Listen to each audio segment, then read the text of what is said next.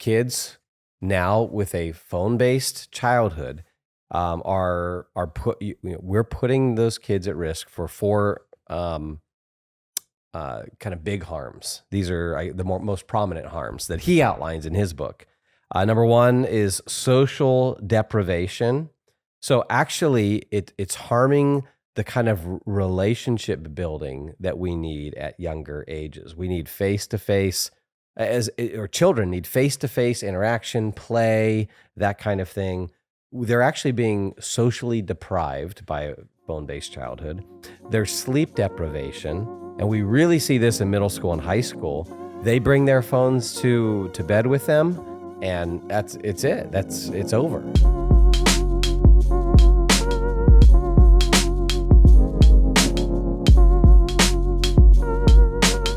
Change is in the air, Erin. Can you feel it? Can you sense it? No. Can you smell it? No. It's summer. I don't. It's the beach air. Oh, yeah. I can smell the ocean right now. And so we just wanted to announce that we are taking a 3-month hiatus for summer from the Parent Podcast. You're not going to work all summer? I'm not. Well, of course I'm going to work. I'm just not going to do this work anymore. No, actually, we are not taking any break. We are going strong through the summer because our audience needs us. And even though you've recommended taking a break, I've said we need to be there for the audience. Oh, we need to be there for our friends and Maven family out there who need doses of truth on a weekly basis. So I'm here for you, friends, and I will drag Erin along with me. But seriously, there is some change in the air, and a couple of headlines here. Number one, the Los Angeles Unified School District approves a cell phone ban, and Governor Newsom, some would call him also the Dark Lord Newsom, I think. Some people. Some. I mean, you don't know anyone. I'm an unbiased You just Californian who's neutral in all political things, but some people are not happy with his performance. No, but even Governor Newsom is calling for statewide action on smartphones and schools. Okay, so that's one headline. Well, yeah, and this just passed. This headline, it just happened here in Southern California. We live in Southern California. We're in Orange County, the neighboring county to LA County. So it was big news yesterday. Yeah, when this went down. Yeah, and then before that, actually, a headline that came out. Oh gosh, I don't know. Was it maybe a week or less than a week before that? Mm-hmm. The Surgeon General of the United States government, federal level, calls for a warning label on social media. Okay, so that happened. And then just today, so this is after the California headline, New York Governor Kathy Hochul? I think is how you pronounce it. I always struggle with how do you pronounce her name. Mm-hmm. But anyway, the New York governor signed a bill banning addictive social media feeds for kids, which is the first on the nation. And so this is a bill that's kind of cracking down on the social media platforms and some of the algorithms that they use to keep kids addicted to the phones. And so, so you got 3 headlines, big headlines. This is where I was talking about there seems to be some change in the air. We have government and some big educational institutions here beginning to make some changes, beginning to crack down on social media and smartphones as it relates to education, as it relates to the classroom. Okay, Erin, is this a good thing? Is it a bad thing?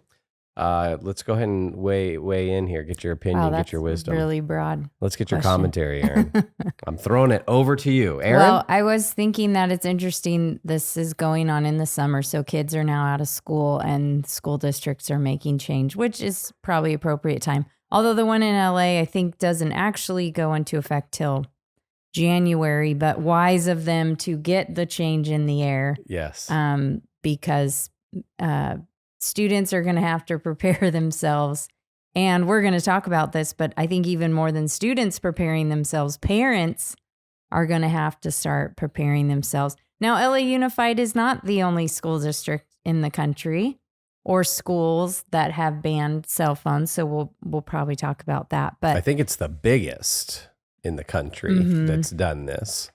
And so, yeah, it's New York, it's California, obviously, states that would be dominated kind of by a certain political persuasion. Government leaders are blue, right? Well, that's what's interesting about this. One of my observations is now this is bipartisan. Yes. So the two we mentioned, LA Unified is very left-leaning school district. Kathy Hochul in New York, obviously a left-leaning Democrat. Republicans have been talking about this for a while, but even, getting out of politics, conservatives and Christians maybe have been talking about this for a while, but now you have non-Christian schools and school districts and government entities saying, hey, this is a big enough problem now that we're going to weigh in and give some instructions to parents, which it is interesting, and we could maybe talk about that too. Interesting. That's a very safe way to put it, Erin. You're kind of hedging your bets. You don't want to get the parents upset with you right now? Oh, please. We always give our opinion on the podcast, but it makes for an interesting conversation. Does government have the right to give instructions to parents on some of these things? Because some of it is like banning social media from kids at a certain age kind of thing. Now, the school districts have every right to say, hey, while your kids are here, parents, they can't be on phones because we're seeing what happens when they are, and it's not good. And we've actually tested this out now for a number of years, and things aren't getting better, they're getting worse. Well, now some might say, well, wait a second. Okay, a school, a public school institution is government run. Right. Right. Because you were saying, well, there's some of the questions about government cracking down on this stuff, but a school has every right. So how would you distinguish that? Because the Surgeon General putting a warning label on social media, which I don't know what that would look like. I think part of it might have to be like age verification. Right. So that's outside of the school. That's all that I'm saying. So okay. that's now going into homes and saying, hey, even in the home, 12-year-olds are not allowed to be on Instagram kind of thing. The schools are saying, hey, once you drop them off here, no phones until you pick them up, and then they can have their phones back. Okay, I see. Good. That's a good distinction. And I knew I could count on you for some clear thinking, Erin, on that. Thank you very much. Appreciate that. So they are different things, but as you said, the winds of change, it seems as if now all kinds of areas of public life are saying, wait a second, it seems like something's wrong with the kids. And we think we have found a connection to something that's a big part of the kids' lives. Yes. Okay. So I think you're right. So people are recognizing that this is a problem, and it's probably a bigger problem than we've given it credit for, or it's a bigger problem than we've admitted, or it's dawning on us now that, hey, social media, smartphones are having more of a detrimental impact on the next generation. And we're coming to that awareness. You know what I was thinking? We were just talking to some friends the other day, and they were talking about their older kids now. But the mom, I don't know if you noticed, the mom said that when their kids got phones, they changed. Oh, yeah, that was the Jensens. That was Mike and Susie Jensen. We just want to call them out here on the podcast right now. Their kids have really changed. And no, it's just So- hey, I'm throwing that out there. I just want to keep people on their feet because we may have to call people out Right. in the future. Yeah. It's a part of our job is holding people accountable. Right. And then we'll like never have friends, but that's Our great. audience, our listeners is plummets. No, the listeners are fine. I'm thinking the people who actually talk to us. Oh, in who are our normal friends? life. Oh, yeah. Well, hey, if the listenership goes up, I'm okay with sacrificing a few friendships. Okay. So, hey, Okay. friends out there, Aaron might be coming for you. Okay. No. It's just Oh our my way of gosh. lovingly holding people accountable. Oh, gosh. Actually, no, I'm just So- I'm teasing. There's no Jensens that we know of. That wasn't the Jensens. No. That was actually the Smiths. Wait, we Actually, we do know the Smiths. I was just throwing that out generically. We know the Smiths. They're a fantastic family, Yeah. godly, perfect in all ways. Okay. So the friends we were talking to, and the mom says, without a doubt, her kids changed. That's the word she said when they got phones. Okay. So this is so the connection here is, I think as parents, if we're honest, we know when phones were brought into our kids' lives and then add social media, or maybe that happened at the same time. We know, including us, that things changed. Oh, yeah. You changed. And I mean, when I got you your first smartphone, you changed, honey. And I've never been able to reel that back. you are ridiculous. Oh, okay. you told me earlier before we started filming, you said, hey, be genuine, be authentic. And so I'm just practicing that. You love to be genuine for me, which I've noticed. You really love It's being genuine for me. It's a defense mechanism because I fear my own vulnerability and being vulnerable to other people. So, hey, if you need to expose me at any point, go ahead. Okay, I'll try. So I don't even know what so I was saying, we all, if we're honest, we know if our kids are old enough, they've gotten phones, we know it changed them. Okay. Which I just want, sometimes I think like you make really good points and like I want to pause it for a second and say, think about that. Like if you're listening right now, pause, stop, and think back, oh yeah, when I gave my junior high kid or my middle school kid or my 10-year-old, which is the average age now. Yeah. When I gave him a smartphone, from that point on, have there been significant shifts in them? And I wonder if sometimes we just think, oh, well, that's just them kind of growing up, right? That's just the stage. Is it really just the stage? Or is it that this thing that we've given them and the access to social media and all that we're learning about it, that it has actually been very detrimental to the spiritual, emotional, mental health of our kids. And I think all of what we're seeing is that there is a growing body of evidence that it's been very harmful. And it was just poignant when you said that, like when we gave our kids these phones, how many of them changed? Well, yeah, when our friend said that, I was kind of struck with her saying that and with her honesty. And then I thought, oh yeah, did I notice how our kids changed when they were old enough to get a phone? And it made me think. And then as we've been reading all these headlines the past few days, and of course, we're going to mention the book, The Anxious Generation by Jonathan Haidt. You as a parent, reflect on your own home kids experience. And I think that's where I'm making this connection. So as a parent, you probably know things changed once your kids got a phone. What the research is showing is that you are not alone and that this is what happens when kids get phones. They change. And it's not just your kids. It's all kids. It's the kids. And now that we've been doing this experiment on kids for a number of years, 10, right? At least. Longer than that. Well, I mean, around 2011, 2012, 2013 is you have, a point at which the majority of kids had a smartphone. Yeah, the scales kind of tipped to Yes. majority.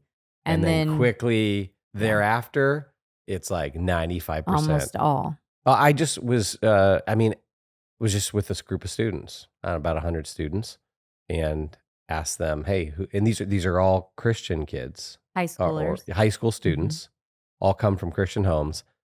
There were only, I think, two. It was either 2 or 3 that didn't have a phone. And, one of them didn't have a phone at all. I think one had a flip phone. And I think the other kid said they didn't have a phone, but it was actually because they had just gotten busted and their parents had taken away the phone. Oh, so, good for them. If their parents were there, I would have given them a hug. But that's just the norm. Right. When I do a talk on social media or technology for students, I'll ask how many have smartphones, and it is all of them. And so it's just ubiquitous. So what is changing now is that American culture and society like the ripple that was kind of happening. Now it's getting louder. There were whispers, or if you dug, like we would dig to find stuff and say, oh, this is alarming. This isn't good. But now it's becoming mainstream that the Surgeon General, school districts, psychologists and social psychologists, people who are not Christians are in culture and seeing something really bad is happening with young people, and they're starting to get louder and louder and louder in their warnings. Yeah. Yeah, there's a growing chorus of voices. And so I think what we wanted to do is highlight that. I think there's a good aspect of that, a really good aspect, because we've been talking about this, and as we do live talks and we speak to parents or we speak to students, we have been warning of these these harms and dangers, and they're pretty massive. I mean, they're pretty serious, and you look at. I mean, particularly with young girls. I mean, it's just incredible. It's an astronomical rise in mental health harms for young girls. Okay, so now it seems like, hey, it's picking up some steam in the mainstream culture. That's good, because I think it's going to help us as parents, families, churches to maybe have a little more courage. And I have in what I have given talks to groups of adults, I have tried to push and encourage Christian adults and leaders to take the lead on this. Like when I've spoken at conferences or with Christian educators and when administrators, we've done parent seminars, things. There's anytime adults are we have said things listening. Like, hey, at your school, ban smartphones. And I just say that because I wish we as Christians would lead the culture more. I think if we think carefully, if we exegete culture, if we're doing the good research, and then we have the courage, we could be leading the culture. And I mean, how amazing would it be if the secular culture that's now sounding the alarm on this, was able to look at Christian schools out there and say, wait a second, oh, you know what? 5 years ago, all the Christian schools had kind of banned smartphones because they had the foresight, to see this. They had a penetrating cultural analysis. They were looking at the evidence very clearly, and they had the courage to act even when it wasn't popular. I guess I'm going off a little bit here, but I guess it's a challenge too. It's a challenge for us as Christians, Christian parents, Christian leaders, Christian educators, pastors, youth workers, to have the courage to lead. We need that. So I rue the lost opportunity here for churches, for the church to have led the culture on this. But hey, all right, better late than never. But going forward, like, let's do a better job at leading, even when it's unpopular. Now, what we're finding with some of this stuff is that the biggest pushback, and a couple of these articles talk about it, I think, is the biggest pushback, like the LA Unified School District is considering, is pushback from the parents. Parents, in the name of safety, which is a legitimate concern, are pushing back, and a lot of parents are the bigger problem with this. And actually, it's interesting when you talk to students, a lot of Gen Zers are seeing what the phone has done to them and to their peers. And there are Gen Z voices out there that are calling, sounding the alarm. But you've got a lot of parents who are pushing back and saying, hey, if I'm going to send my kid to school, I want them to have a phone in case there's an emergency, active shooter, those kind of things, which, of course, safety is an important issue. But I just want to pause and say, hey, prior to kind of 2010, we actually had a few thousand years of human history where, kids have been without phones, and they've been okay in terms of the safety. Okay, now, but safety, that just on that alone. So this is what in Jonathan Haidt's other book that we love, The Coddling of the American Mind.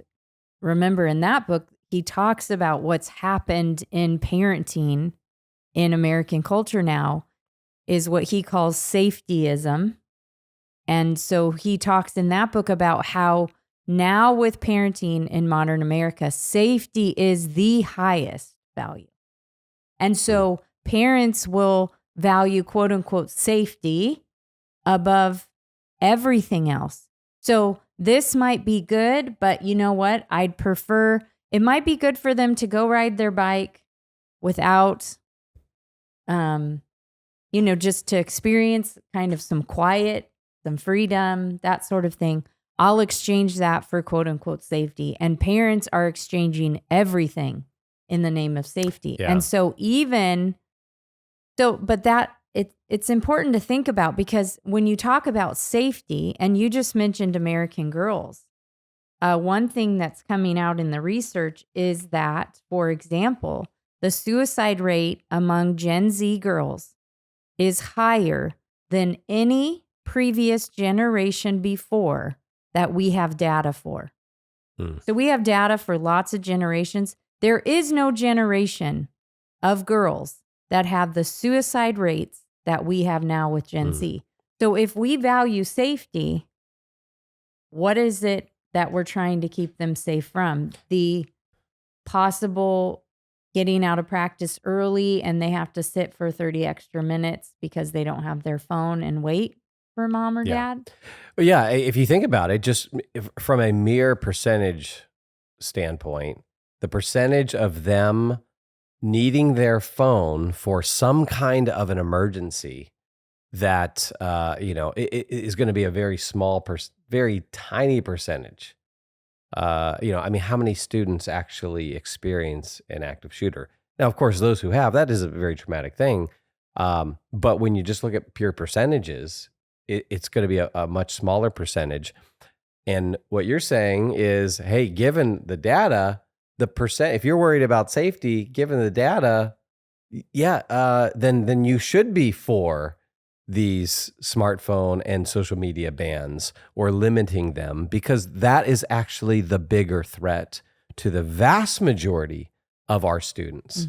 It is having a much bigger role on the safety of our kids. And so just looking at it kind of rationally, we as parents, if your kids at school and their school has banned or limits the use of smartphones, and you have kind of a knee-jerk reaction to that, or your youth group does that and you have a knee-jerk reaction to it and you don't like it, just pull back, stop, pause, think about this rationally.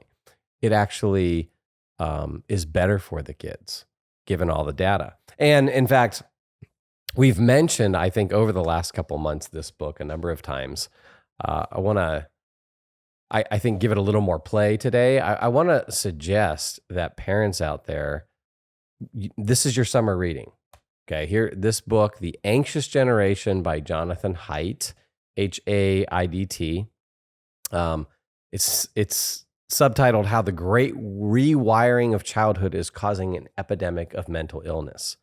Okay, get this book. It's got to be your summer reading, because what you're going to find in this book is the data that that Haidt lays out to bolster this claim that social media and smartphones are having a tremendous negative impact on our kids. And so in his in kind of the second part of this, or I'm sorry, part 3 of the book, he calls it The Great Rewiring, and it's subtitled The Rise of the Phone-Based Childhood, which I want to pause there and highlight that. Phone-based childhood. That's what a lot of our kids are growing up with, a phone-based child. If we are giving kids phones when they're 9 and 10 years old, or and you can say, hey, at 2, 3, 4 years old, maybe they don't own their own smartphone. A lot of them have their own iPad. They have their own iPad. They're put in front of the screen for so many hours of the day. In fact, he talks about in the book how Gen Zers, in their own self-reporting, talk about being on their screens, their smartphones, for approximately 7 hours a day on average. That's not including homework and schoolwork. That's just all kind of like leisure stuff. Yeah, I think I know the studies that we have here. It was that Gen Z spends on average every day 4.8 hours on social media, particularly, which is why we're kind of going back and forth with screens and social media, but it's obviously connected, because when it comes to young people, a lot of their screen time is spent on social media. And the phone-based childhood, he contrasts that with how most of us grew up, listeners, and that was a play-based childhood. Now, before you move on to that, okay, so he outlines 4 particular harms. And I just thought, we won't go through these in much detail, but I just want to get this on the radar for parents. So kids now with a phone-based childhood we're putting those kids at risk for 4 kind of big harms. These are the most prominent harms that he outlines in his book. Number 1 is social deprivation. So actually, it's harming the kind of relationship building that we need at younger ages. We need face-to-face, or children need face-to-face interaction, play, that kind of thing. They're actually being socially deprived by phone-based childhood. There's sleep deprivation, and we really see this in middle school and high school. They bring their phones to bed with them, and it's over. They will lose significant amounts of sleep that will harm them mentally, emotionally. Harm number 3 is attention fragmentation, where they're losing the ability to concentrate, basically. Concentrate, stay focused, maintain a stream of thoughts, and so that impacts their learning. And then you have harm 4 is addiction. They're addicted to social media. I mean, he talks about some of the rewiring of the brain. The dopamine is the brain's reward system, and how it's just getting kids hooked on this stuff. So he outlines some of those harms. So you've got this transition, phone-based childhood. Here are some major harms, and then contrast that with how many of us grew up, and a play-based childhood. You were outdoors. You were climbing trees. You were riding bikes. You're playing sports in the neighborhood. And even when you were inside, you weren't watching TV all the time. Yeah. So often you were building Legos or forts or playing with dolls or whatever, or making music if you had musical instruments in the house. And this is how normal life growing up was for the majority of us who now are parents. Now there are some millennial parents now who maybe had more screen time than the Gen X that we are and older generations. But for the vast majority of people listening right now, you grew up in a play-based childhood. Your childhood was not completely saturated with screens. And if you are a millennial parent and you feel like, hey, for much of my childhood it was in front of a screen, then I think you want to pause and think, how has that impacted my parenting? How has that maybe lessened my concern about screens and social media for my own kid? And what you need to do is look at the data. I mean, you gotta start with this book. Start with Haidt's book. Okay, now, all right, it's good news that the alarm is being sounded. There's a chorus of voices. We're saying, hey, this is a problem. More people seem to be recognizing it. I'm a little concerned about this issue that now government is stepping in and legislating stuff, right? And we would be big proponents of individual liberty in our country. We think that's a good thing. So there is a part of me that is concerned here with a federal government having to step in, or state government, or government sponsored schools, or that kind of stuff. So I'm curious your thoughts, Aaron, because you're a political thinker here. Does that make you uncomfortable at all? And because some people might say, some people who might have more of a kind of a conservative view of government might say, hey, it's really a problem that we need to work on as individuals, as families, as parents, and that there's individual action that we really should be emphasizing. And we don't want more government intrusion on these things. Mm-hmm. So I'm curious your thought on that.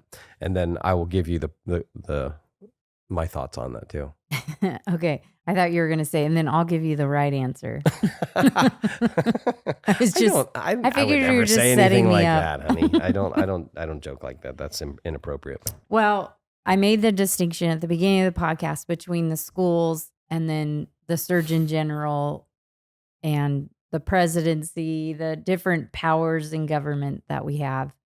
If you are dropping your kids off at a school, you are submitting to that school's authority. And so you have to submit to the rules that they do. And if a school is banning phones, then I think it's totally appropriate for them to do that, especially looking at statistics as far as students' performance. Jonathan Haidt talks a little bit about the ability to concentrate, but parents and teachers, I was reading this quote from this teacher that she described it as like this marathon that's never ending. And this school board member who went to visit a local school at lunchtime, and she wanted to just sit and talk with some of the students, particularly about this issue. And she sat at a table and none of the kids were talking to each other. Every single one of them was on their phone. And then she said they weren't on their phone necessarily talking to people who weren't there. A lot of them were texting people who were in the same cafeteria. So instead of sitting in front of the person and talking, they were texting each other, which you and I have experienced that, where we were at a party and the kids were texting. Well, during the recording of this podcast, you've been texting me the whole time. I mean, we struggle with this too. So the fact that schools are changing, I think, is appropriate. I'm cheering it on because it benefits all students in our culture. If we care about kids, then we should care about what they're doing in public schools, because the vast majority of kids attend public schools. And if the public school can help kids to detox from the addiction that it sounds like they all have, Mm-hmm. if we believe all the data, then it seems appropriate to me for the school to say, hey, our job is for them to come here and learn stuff. They're on their phones all the time. They're not learning stuff. We're seeing how teachers are affected, students are affected. And so we're going to make a rule here. They have lots of rules, so it seems fitting that they would. Yeah, I guess my concern is just the growth of government, the growth of regulation, the growth of laws, and I think that there's a couple of concerns. Number one is the concern that, well, this is uh, a path towards the loss of liberty and the loss of freedom, and the freedom in the good, rich, robust sense. You're talking about it in the context of schools now, just schools. I'm talking about it. Well, okay, because I was just talking about in schools. yeah, well, but the initial question is dealing with kind of all of it. I mean, even in schools, it would be, I think what I would want to say is it's even in that situation, it's more ideal if it was the parents and the families that were leading this, right? Oh, yeah. And so I guess I want to say, yeah, there's some concern here because we often are relying upon government, and school is still it's still a government sponsored institution. When you get to the school employees, the administrators, right? They're government paid employees. You got the school board that's running things. You have the state Department of Education. Then you got the federal Department of Education. So there's still a level of law and legislation and all that's involved. I guess I want to say, hey, I'm concerned about that, and we should be concerned about that. That it's that I guess even in the name of safety, we always have to be careful because you can have good intentions. And this is where I don't feel like I have done enough reflection on this. Like, hey, okay, if we ban social media for 16 years and under, if that's the way we're going, is that a good thing? What are some of the unintentional consequences of that? Can we think through those, what those might be? So I just want to get that on people's radar. Now, I think, so here is why I think I may lean towards saying, hey, yeah, this could be a good thing. And it has to do with what Jonathan Haidt says in his book, The Anxious Generation. He talks about it's part 4 and chapter 9. He says preparing for collective action, and what he outlines is what is called a collective action problem, and that's where and we know, right? We know all these parents who, if you ask them, hey, is technology a problem? Are smartphones a problem? Or is social media a problem? Everybody, all parents, all teachers, we'd all say, yep. And then nobody does anything about it, right? No one is willing to kind of stick their neck out there and be that parent who says to their middle schooler, nope, we're not going to get you a smartphone. We're not going to get you that social media because you keep telling me everyone's got it. And so I don't want you to be the only one who's kind of left out and, socially ostracized and, FOMO and the whole thing. So we've got this problem. We're all aware of it. Nobody is really has maybe the fortitude, the moral courage to really take the lead. And so what ends up happening is we all have just we all keep going along with this. And so this is what he refers to kind of as this collection action problem. And so it's just got this momentum. No one's doing anything about it. And so then he outlines, okay, what are ways to respond to this kind of collective problem? And he outlines, number one, voluntary coordination, which I was glad he outlined that first, where he says, hey, this is where, basically a parent can kind of handle this. And then parents together can support one another and stick together. And and this is, I think, the most ideal. And this is where at least I want to encourage Christians and church leaders to say, okay, let's start with us in our churches, in our youth groups, in our Sunday school classes, in our small groups. in our homes and in our families, we're going to take action on this. And we're going to get maybe a group of parents together and say, okay, we are doing life together. We're in the church together. And so together we're going to do something and take action. And maybe it's gonna be something along the lines of, hey, none of our kids we won't give our kids any smartphones until they're maybe 16, and we won't have them get on social media platforms before then or whatever. Okay, so then the second one, he talks about social norms and moralization. The third one is technological solutions, and then the fourth one, fourth category that Haidt lays out is laws and rules. And his argument is that sometimes the only way to stop a collective action problem or a collective action trap that you're in this like trap, is for there to be legislation. Like oftentimes that's the only thing that will stop this. And so that's where I'm open to like, okay, yeah, we might need legislation here because the harm is so serious. There's such a degree of harm and suffering that our kids are experiencing, that it might be time for legislation. And now that goes along with some of what you read.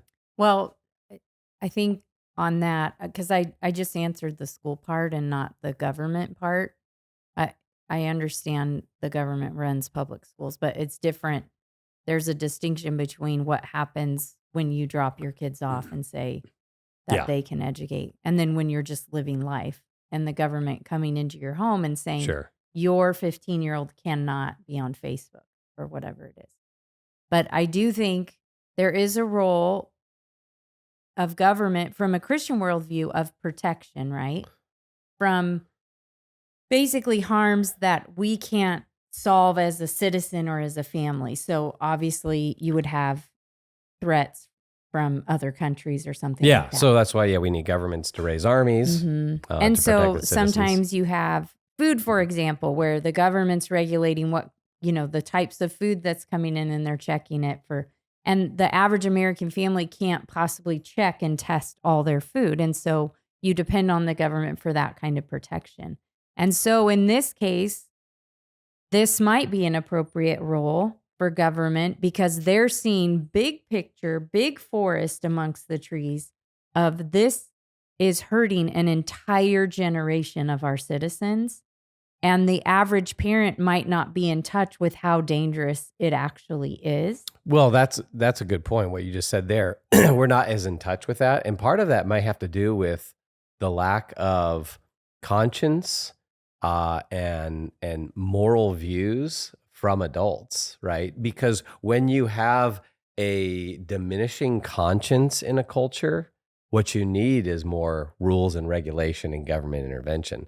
So the lack of virtue in our culture is a big deal. And that plays into this as well. Yeah.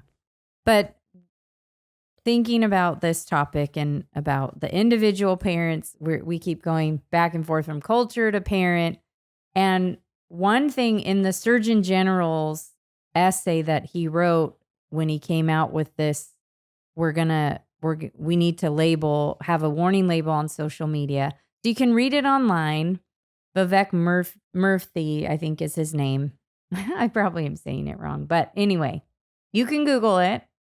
But one thing he says in his essay is this. He says, one of the worst things for a parent is to know your children are in danger, yet be unable to do anything about it. That is how parents tell me they feel when it comes to social media. Helpless and alone in the face of toxic content and hidden harms. And so he's hearing from parents that they feel helpless and alone. And I'm sure some of you parents listening, if you have older kids who have phones and are on social media, I'm sure you feel helpless and alone at times because the pressure is so overwhelming that this is just a normal part of growing up today. And it's not just America, by the way. Jonathan Haidt and a lot of these studies study many cultures. So it's not just American culture Oh yeah, it's where the young worldwide. people are in trouble. It's a worldwide thing. But isn't that crazy that it is this worldwide thing, and yet parents feel alone and helpless on how to protect their own children in their home against it? Yeah, and when you say it's a normal part of growing up, you're not actually saying that in a prescriptive way. No. Like, hey, this is just a normal part of growing up. No. No, you're saying it in a descriptive way. That's the norm. And that is where we as Christians and parents, my exhortation would be, we have got to step up and lead. And we've got to lead in our homes and our churches. And yes, that means making unpopular decisions. That means having a clear moral vision for your own kids. That means doing the research and the homework so that you can be your kid's expert on this. And so again, step one, read The Anxious Generation. This is going to give you a very solid argument that we need to limit smartphone use and access. We need to limit social media with our kids. And so we're glad that there's a growing cry on this, that there's growing warnings, because I think it's going to hopefully help us to take action and to have courage to take action. Yeah. And if maybe the whole safetyism thing that I brought up earlier, maybe if safety is the ultimate value, maybe if parents really start to learn about the harm, then they'll see this is one of the biggest safety issues of our time when it comes to our kids. And we'll no longer just let our teenage daughter go to her room and scroll for hours on Instagram and TikTok because we know that is doing her great harm. Yeah. And if you are listening and you have young kids, thank God, because you maybe you're hearing this and you're getting to learn from about, 10, 12, 13 years of experience where a lot of parents have just kind of we've been caught up in this social experiment. And now you're getting to learn. And so hopefully that will inform when and how you start your young ones down this path, and there would be greater protection. And protection is one part of it, and actually Haidt is, I follow him on social media and I read his newsletter. He sends out, or he's got this thing called After Babel, where it's a Substack, and he's writing constantly on this. But one thing he's saying also is that not only do we need to protect kids, and not only do we need to move back to a play-based childhood rather than basically a screen-based childhood, but now what we also need to do is we need to figure out how to create that play-based childhood. How do we rebuild that and structure that? So we can't just take all the screens away now, put them in the closet, shut the door, and say, okay, go. No, we actually then need community action. We need neighborhoods where families will do this. And this is where Christian families have an opportunity to lead in your neighborhoods, getting some of the parents together and saying, hey, let's battle this together. And let's make sure that, we're going to push our boys and girls outside more often. We're going to, I don't know, we're going to get we got a cul-de-sac here. We're going to get a pickleball net, right? And we're going to set that up in the middle. And I mean, we also have to give some alternatives and help, I guess, the restructuring of what's become a screen-based childhood. Yeah, it's good to think about how we could influence just your own little family, how you could influence in your church and neighborhood by proactively doing outside stuff or Lego tournaments at your house on a Saturday. How many little kids could you draw to your home for a Lego tournament or something like that? And then also how just your little family or you as a mom or a dad could say, hey, other moms and dads that let's read this book together and we'll meet every other week. We'll have dessert and we'll talk about the next chapter. Or maybe you're a youth pastor listening and you you get the parents of your youth group kids in a room and say, hey, are you guys struggling with managing your kid's phone? And there will not be one of them that says no. And then say, okay, I want to help you guys with this. And so we're going to stop doing phones at youth group. I'm going to help in this way, but then I also let's learn and read stuff together and grow together. We can influence just in small ways that can have profound impacts on the people that God's placed all around us. Yep, absolutely. So there is hope, and we can be a part of bringing hope to our kids and then to the families all around us.